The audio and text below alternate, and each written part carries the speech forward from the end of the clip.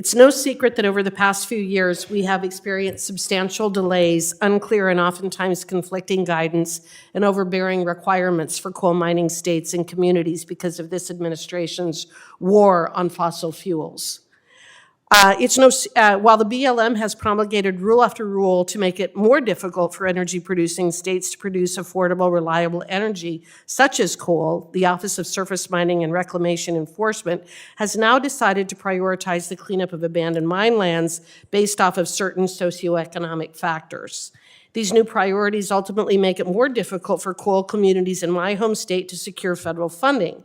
Many coal communities are not deemed as so-called environmental justice communities, whatever that means, according to CEQ, and will therefore struggle to meet the outlined requirements when it comes to recovering lands impacted by abandoned mines.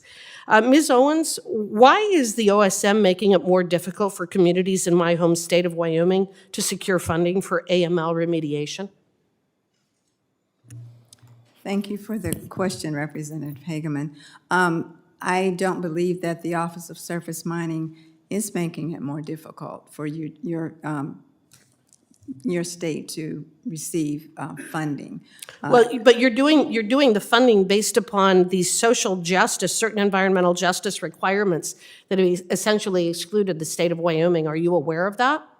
I am aware of the requirements. I also would like to point out that those, along with several other of the provisions that are contained in our bill guidance, we are encouraging states to adhere to certain, to take certain environmental actions. Justice requirements?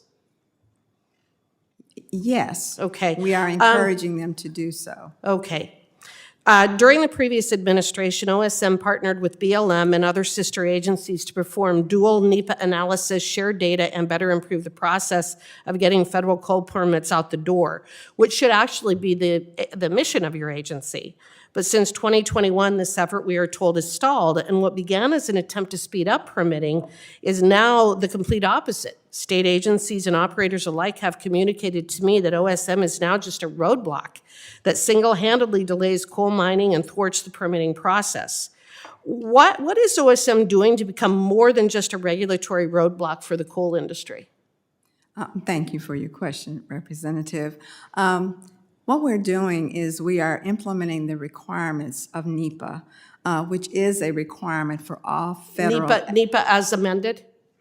NEPA as amended earlier this year? NEPA, whatever the law is on the books, at the time that we take our actions, we implement the law on the books. Okay, but the NEPA was amended earlier this year. It's on the books now. Yes. So are you taking the changes in NEPA, the amendments to NEPA, into consideration when reviewing these permits? If they have been promulgated, those regulations have been promulgated, yes, we are.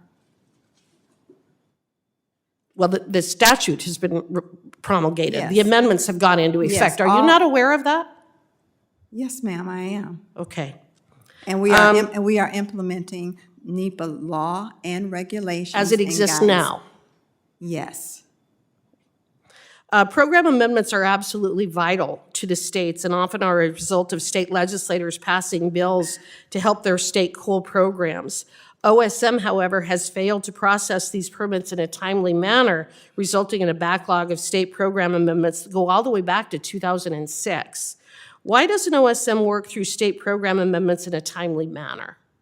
Well, as you may be aware, Representative, the state program amendments often involve technical reviews.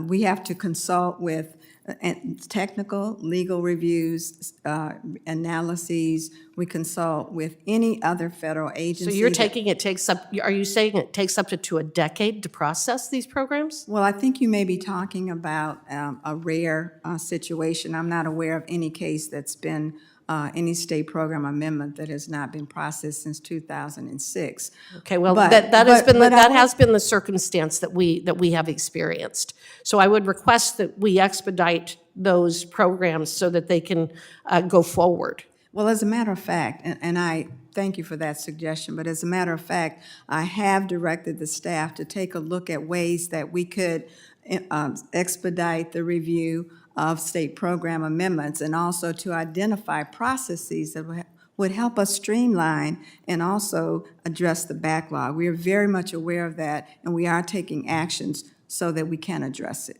Okay, I appreciate that, and I'm out of time, so I yield back.